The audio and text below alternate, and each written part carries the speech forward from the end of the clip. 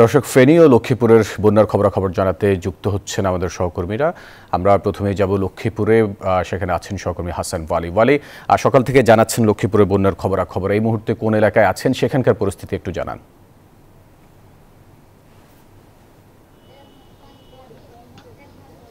ফয়সাল, আমি মুহূর্তে রয়েছি লক্ষ্মীপুরের কমলনগরের চরকাদিরা ইউনিয়ন এবং এই ইউনিয়নে কিন্তু অধিকাংশ বাড়ি কিন্তু একেবারে প্লাবিত, অর্থাৎ বাড়ির উঠোন থেকে শুরু করে পুরো জায়গা জুড়ে কিন্তু একেবারে কোমর পানি, যেটি স্বাভাবিক যে জীবনযাপন সেটি কিন্তু তারা এখনো পর্যন্ত শুরু করতে পারেননি। বন্যা হওয়ার আগ থেকে কিন্তু আসলে এমন বৃষ্টির মধ্যে রয়েছে। কতদিন আপনারা মূলত এরকম পানিবন্দী হয়ে রয়েছেন? পানিবন্দী রয়েছে 1.5 মাস। বন্যা তো হলো আপনার 10-12 দিন, এর আগে থেকে কেন আসলে পানিবন্দী? আমরা বুলার নদী এটা খনন করে না, এই বুলার নদীতে পানি যাইতে পারে না। বৃষ্টি যা হয়েছে পানি সব এখানে জমা রয়েছে, পানি যাওয়ার কোনো নেই। এই কারণে পানি আমরা এই পানির কারণে আটকে রয়েছি। এই পুরো যেরকম উনি বলছিলেন যে ভুলুয়া নদী এলাকার মানুষদের দাবি যে ভুলুয়া নদীর যেই বাঁধ দেওয়া, সেখানে যে অবকাঠামো নির্মাণ অবৈধ, যার ফলে কিন্তু পানি এখন পর্যন্ত যেতে পারছে না, যার ফলে বৃষ্টির পানির কারণেও কিন্তু এখন একই অবস্থা। আপনি কি কোনো হসপিটালে যাচ্ছেন? 1.5 মাস পানি গরিবরাতে এই জামা পানি, আর এইটা উঠছে 10-12 দিন। এবার রান্না বান্না করছেন কিভাবে? ঘরে খাবার পারতেছি না। আপনারা কি খাচ্ছেন এখন মূলত?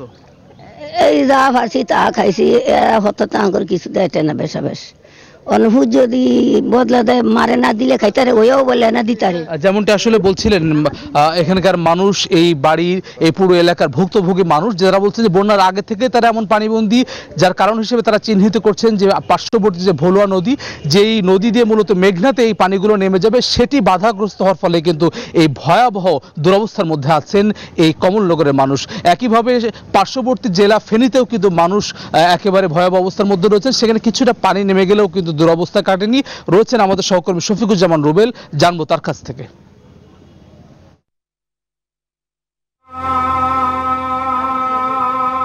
ওয়ালি, আপনাকে ধন্যবাদ। আমি এই মুহূর্তে ফেনীর দাগন ভুঁয়ে রয়েছি। দাগন ভুঁয়ে কিন্তু এখনো পানি নেমে যায়নি। আপনি দেখতেই পাচ্ছেন যে আমি যেই বাড়ির সামনে দাঁড়িয়ে আছি সেখানে কিন্তু এখন পর্যন্ত হাঁটু পর্যন্ত পানি। তারপরও যারা এই বাড়ির বাসিন্দা তারা কিন্তু তাদের আবাসস্থলে আসার চেষ্টা করছেন, ঘরের ভিতরে যাওয়ার চেষ্টা করছেন, পরিস্থিতি বোঝার চেষ্টা করছেন, কিন্তু এখনও দেখা যাচ্ছে যে এই দাগন ভুঁয়ের এই অঞ্চলে কিন্তু প্রতিটি গ্রামের প্রতিটি ঘরের মধ্যে এখনো পানি রয়েছে। কোথাও কোমর পানি, কোথাও হাঁটু পানি, আবার ঘরের মধ্যে আপনি দেখতেই পাচ্ছেন যে এখন আসলে বসবাস উপযোগী না। তারপরেও আশ্রয় কেন্দ্রে দীর্ঘদিন থাকার পরে তারা এখানে এসেছেন, একটু থাকার পরিস্থিতি সৃষ্টি করার জন্য মূলত সকাল থেকে চেষ্টা করছেন। আমরা একটু কাকির সাথে কথা বলবো যে এখনো ঘরে পানি, তারপরে আসছেন, থাকার উপযোগী কিনা, কতদিন যাবত এই পানি? এখানে 8 দিন যাবত পানি, আজকে দিনে আসতে